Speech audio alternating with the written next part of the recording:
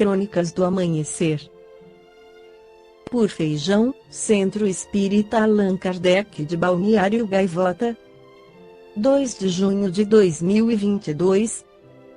Estudo reforça a ideia de que a vida passa diante dos olhos antes da morte. Parte 3.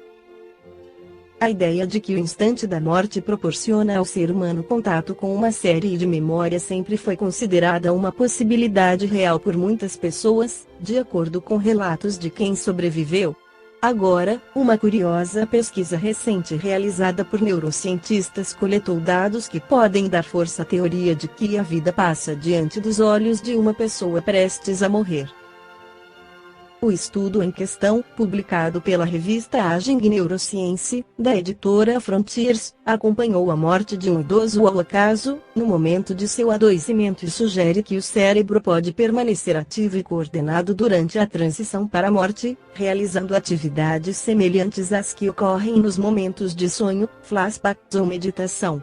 A hipótese foi fortalecida graças a observações feitas por acaso por uma equipe médica da Universidade de Tartu, na Estônia.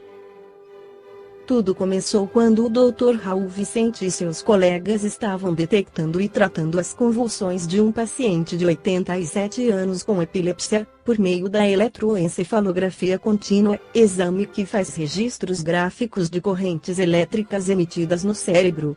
Então, durante a avaliação, o paciente teve um ataque cardíaco e morreu. A situação permitiu que as atividades realizadas pelo cérebro dele no momento do óbito fossem registradas pela máquina. Ao analisarem os dados, os neurocientistas perceberam mudanças nas chamadas oscilações cerebrais, padrão de atividade envolvido em funções como concentração, sonho, meditação, recuperação de memória, processamento de informações, percepção consciente e até mesmo flashbacks. Por meio da geração de oscilações envolvidas na recuperação da memória, o cérebro pode estar reproduzindo uma última lembrança de eventos importantes da vida pouco antes de morrermos, semelhantes aos relatados em experiências de quase morte, disse Ajmal Zemar, neurocirurgião da Universidade de Louisville, do ZEUA, responsável por organizar o estudo. A pesquisa de Zemar e seus colegas, revisada por pares, é a primeira do tipo ao medir atividade cerebral viva durante o processo de morte em humanos, portanto ainda é cedo para tirar conclusões. Essas descobertas desafiam nossa compreensão de quando exatamente a vida termina e geram importantes questões subsequentes, como aquelas relacionadas ao momento da doação de órgãos, refletiu o neurocirurgião. Mudanças semelhantes já foram observadas em ratos, mas são necessários mais estudos em pessoas para avançar no assunto, até porque o cérebro analisado no novo estudo pertencia a um paciente com lesão, convulsões e inchaço. De qualquer forma, Zemar cultiva a esperança de que a coleta de mais registros desse tipo pode levar a uma maior compreensão sobre a morte. Como neurocirurgião, às vezes lido com a perda. É indescritivelmente difícil dar a notícia da morte a familiares arrasados. Algo que podemos aprender com esta pesquisa é, embora nossos entes queridos tenham fechado os olhos e estejam prontos para nos deixar e descansar, os cérebros deles podem estar revivendo alguns dos melhores momentos que viveram, concluiu. No livro Voltei psicografado por Francisco Cândido Xavier, o espírito irmão Jacó narra sua desencarnação. Irmão Jacob, que se apresenta narrador, foi o pseudônimo adotado por aquele que, em vida, foi Frederico Figner, 1866-1947, reconhecido ativista espírita e dirigente da FEB, Federação Espírita Brasileira. Recordando as experiências do investigador de Rochas, identificava-me em singulares processos de desdobramento. Recluso. Na impossibilidade de receber os amigos para conversações e entendimentos mais demorados, em várias ocasiões me vi fora do corpo exausto, buscando aproximar-me deles. Nas últimas 30 horas, reconheci-me em posição mais estranha. Tive a ideia de que 2 corações me batiam no peito. Um deles, o de carne em ritmo descompassado, quase a parar, como relógio sob indefinível perturbação, e o outro pulsava, mais equilibrado, mais profundo. A visão comum alterava-se. Em determinados instantes, a luz invadia-me em clarões subitâneos, mas, por minutos de prolongada duração, cercava-me densa neblina. O conforto da câmara de oxigênio não me subtraía sensações de estranheza. Observei que frio intenso veio ferir-me às extremidades. Não seria a integral extinção da vida corpórea? Procurei acalmar-me, orar intimamente e esperar. Após sincera rogativa a Jesus para que me não desamparasse, comecei a divisar à esquerda a formação de um depósito de substância prateada, semelhante a gaze tenuíssima. Não poderia dizer se era dia ou se era noite em torno de mim, tal o nevoeiro em que me sentia mergulhado, quando notei que duas mãos caridosas me submetiam a passes de grande corrente. À medida que se desdobravam, de alto a baixo, detendo-se com particularidade no tórax, diminuíam-se-me as impressões de angústia.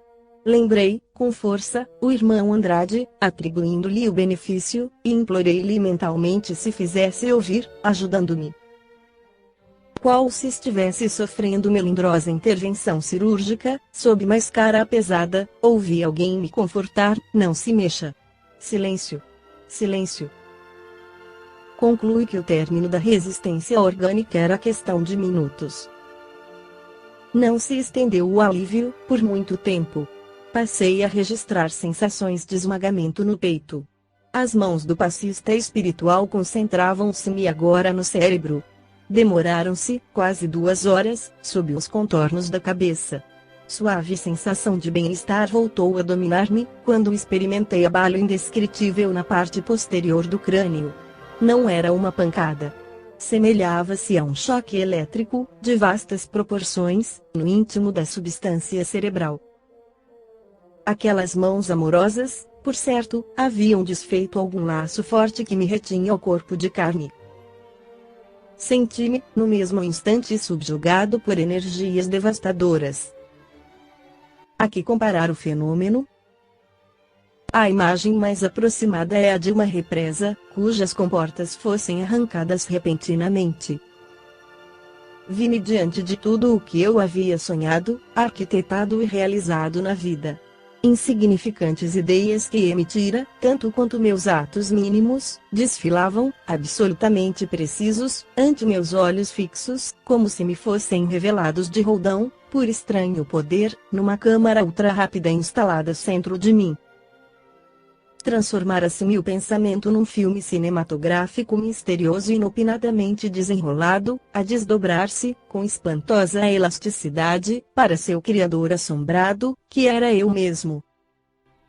No trabalho comparativo a que era constrangido pelas circunstâncias, tive a ideia de que, até aquele momento, havia sido o construtor de um lago, cujas águas crescentes se constituíam de meus pensamentos, palavras e atos e a cuja tona minha alma conduzia seu talante o barco do desejo. Agora, que as águas se transportavam comigo de uma região para outra, via-me no fundo, cercado de minhas próprias criações. Não tenho, por enquanto, outro recurso verbal para definir a situação. Recordei o livro de Bozano, A Crise da Morte, em que ele analisa o comportamento dos moribundos. Entretanto, sou forçado a asseverar que todas as narrações que possuíamos, nesse sentido, comentam palidamente a realidade. Esta foi a crônica do amanhecer de 2 de junho de 2022. Por Feijão, Centro Espírita Allan Kardec de Balneário Gaivota. Que a paz esteja com todos.